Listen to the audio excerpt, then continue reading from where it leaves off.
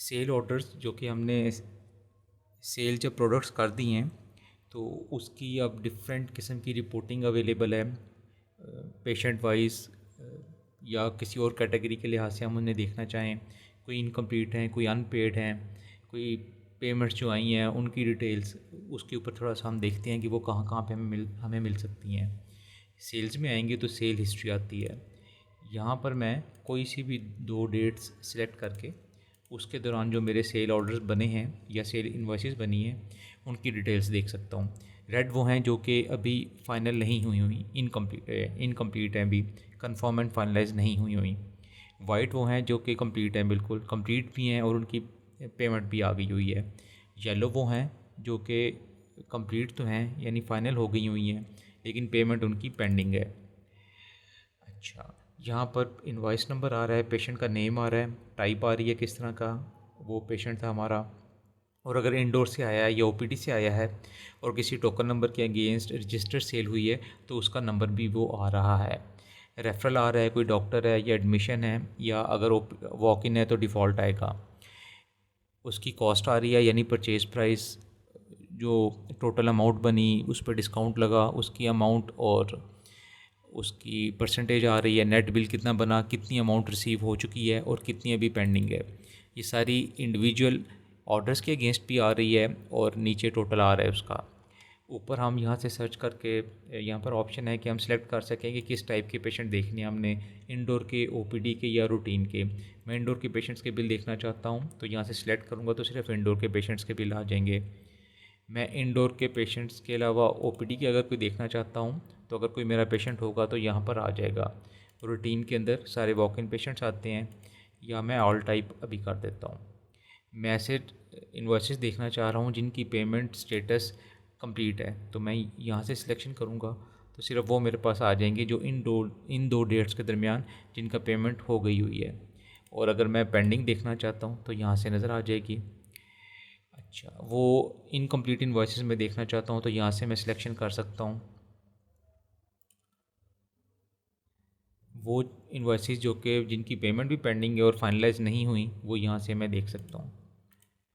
अच्छा, यहाँ पर एक और ख़ास चीज़ है कि अगर मैं देखना चाहता हूँ कि जो ये मेरा इस रजिस्ट्रेशन नंबर के अगेंस्ट मेरी कितने टोटल ऑर्डर्स हैं तो मैं इस पर क्लिक करूँगा तो ये मेरे पास पेज खुल गया कि कितनी कस्टमर को सेल हुई हैं उस एक एमआर नंबर के अगेंस्ट, और कितने कस्टमर ने रिटर्न की हैं उस एक एमआर नंबर के अगेंस्ट, और उसकी डिटेल्स हैं। यही चीज़ मैं एक और जगह पर भी देख सकता हूँ, एक और तरीके से बल्कि देख सकता हूँ कि मैं सेल हिस्ट्री में जाता हूँ और मैं कुछ लंबी डेट सेलेक्ट कर लेता हूँ ताकि मेरे पास कुछ ज़्यादा पेशेंट्स का पूल आ जाए।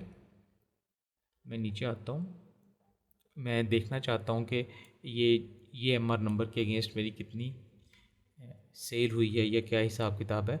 तो बजाय इसके कि मैं यहाँ पर आके सर्च करके क्लिक करूँ, मैं डायरेक्टली मेरे पास ये एक ऑप्शन मौजूद है कस्टमर इनवॉइसेस की, यहाँ पर आऊँगा, यहाँ पर पेशेंट का एमआर नंबर या ओपीडी जिसे टोकन नंबर भी कहते हैं वो एंटर करूँगा और एनलिस्ट कर लूँगा।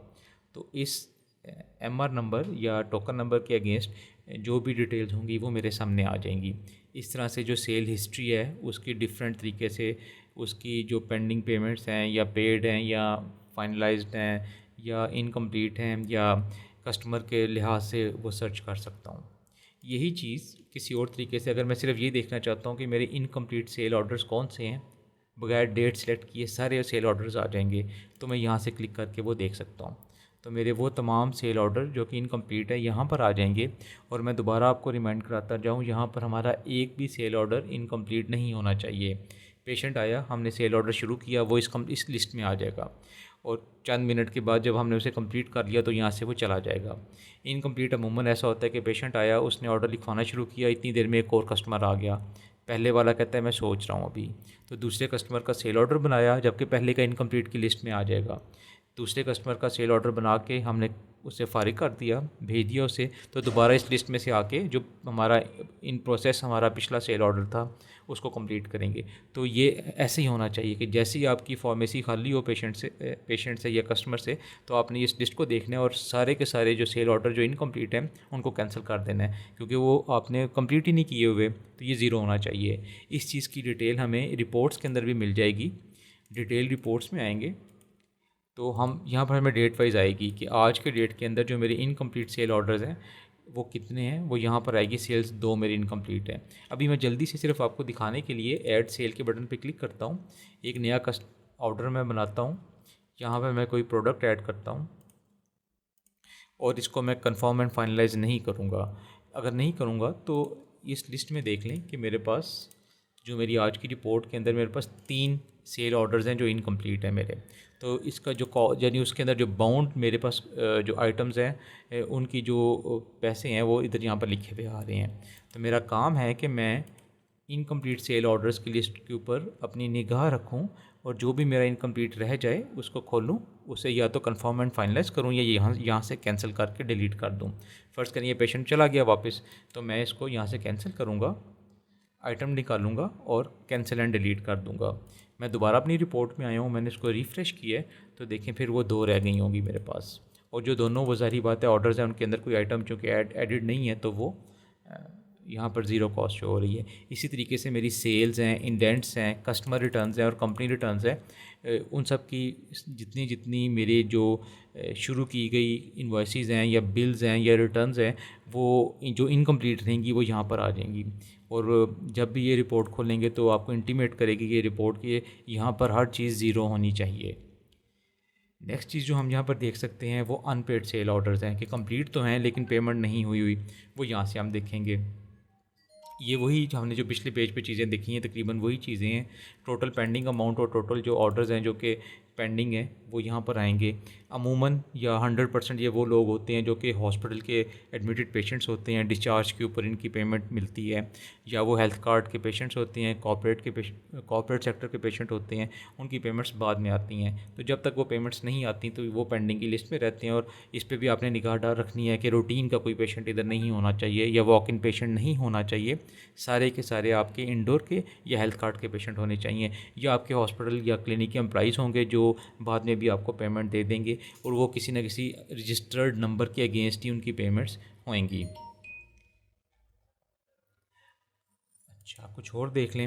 हाँ, अब एक पेशेंट है जिसको आप ख़ुद रजिस्टर करना चाहते हैं, वो कहता है जी मैं नेक्स्ट टाइम आऊँगा तो मेरी डिटेल्स, मेरे नाम का बिल निकलना चाहिए। उसको यहाँ से आके आप उसको रजिस्टर कर सकते हैं। उसका मोबाइल नंबर पूछेंगे आप उससे और उसके बाद उसका CNIC number, phone number, email या बाकी चीज़ें उसकी ऐड करके ऐड बाय फार्मेसी कर देंगे तो वो हमारा पेशेंट रजिस्टर हो जाएगा। उसका एक नंबर इशू होगा, वो उसको दे देना है और नेक्स्ट टाइम जब भी वो आएगा उस नंबर के अगेंस्ट आपने उसको मेडिसिन इशू कर सकते हैं। तो बिल के ऊपर उसका ऑटोमेटिक नाम आता जाएगा और हम उसकी लाइफ लॉन्ग हिस्ट्री को ट्रेस कर सकते हैं। कैसे ट्रेस कर सकते हैं वो आपको दिखा देता हूँ।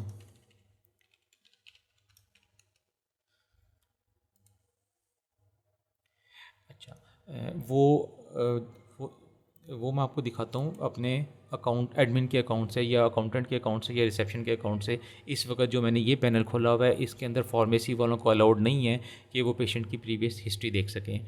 तो मैं खोल लेता हूँ अपना दूसरा अकाउंट। अभी मैं रिसेप्शन के अकाउंट से लॉगिन हो गया हूँ। यहाँ पर मैं देख सकता हूँ कि मेरे पास अगर कोई पेशेंट आया है और चूँकि रिसेप्शन वाले को अलाउड है मेरी हिस्ट्री देखना, यानी इस पेशेंट की हिस्ट्री देखना, तो वो पेशेंट पे जब क्लिक करेगा तो इधर आकर वो उसकी प्रीवियस सारी हिस्ट्री देख सकता है। और यहाँ पर ये फार्मेसी की सारी हिस्ट्री आ रही है। तो इस तरीके से रजिस्टर्ड पेशेंट्स का ये फ़ायदा होता है कि उनकी हम हिस्ट्री अपने सिस्टम के अंदर देख सकते हैं जिन जिन लोगों को अलाउड होता है। नेक्स्ट चीज़ जो हम देखना चाहते हैं कि आज के दिन जो हमारे पास पेमेंट्स आई हैं सेल्स के अगेंस्ट, चाहे वो आज के दिन की सेल्स हैं चाहे या प्रीवियस डेज़ की सेल हैं, वो कैसे देखेंगे। ये पेमेंट्स की ऑप्शन है हमारे पास। यहाँ पर आएंगे, आज के दिन सिर्फ यही पेमेंट्स हमारे पास आई हैं। हम यहाँ से कस्टमर को भी क्लिक करके उसका वो सेल ऑर्डर देख सकते हैं और उसके इनवॉइस के अगेंस्ट भी उसको देख सकते हैं। ये आज के दिन की पेमेंट भी हो सकती है और प्रीवियस डेट की पेमेंट भी हो सकती है। जिस तरह देखें ये रिसीविंग डेट आ रही है और ये बिल डेट आ रही है। अब मैं इन अनपेड की लिस्ट में जाता हूँ, मैं प्रीवियस को ये एक खोल लेता हूँ। जिस तरह ये प्रीवियस डेट का बिल है मेरा, इसको मैं कंफर्म करता हूँ रिसीव पेमेंट। अब मैं इस पेज को अगर रिफ़्रेश करूँ, जो पेमेंट्स का पेज है, तो देखें ये आ गया। अब यहाँ पर ये आ रहा है कि रिसीविंग तो आज के डेट में हुई है, लेकिन बिल ये मेरा पुराना था। इस तरीके से आज की जो भी पेमेंट्स हमारे पास आएंगी वो सारी की सारी इस लिस्ट के अंदर आ जाएंगी।